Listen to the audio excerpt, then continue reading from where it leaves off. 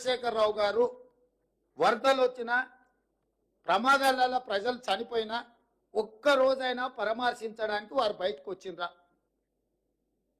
ఒక్క రోజైనా ఆ కుటుంబాల దగ్గరికి చంద్రశేఖరరావు గారు వెళ్ళిండ్రా? మీ దగ్గర రికార్డు ఉంటే తీయండి. 2014 నుంచి 2024 జనవరి వరకు చాలాసార్లు వర్షాలు, వరదలు, ప్రజలు చనిపోవడం, ప్రమాదాలు జరగడం మనం కళ్ళతో చూసినాం. చంద్రశేఖరరావు వరదలు వచ్చినప్పుడు ఏ ప్రజల దగ్గరికి వెళ్ళిండో ఒక్క ఆధారం చూపించండి. మాసాయిపేటలో రైలు కింద పడి స్కూల్ పిల్లలు 30-40 మంది చచ్చిపోతే ఆయన సొంత నియోజకవర్గం. పసిపిల్లలు చచ్చిపోతే కూడా ఆ కుటుంబాలను పరామర్శించడానికి ఓలే.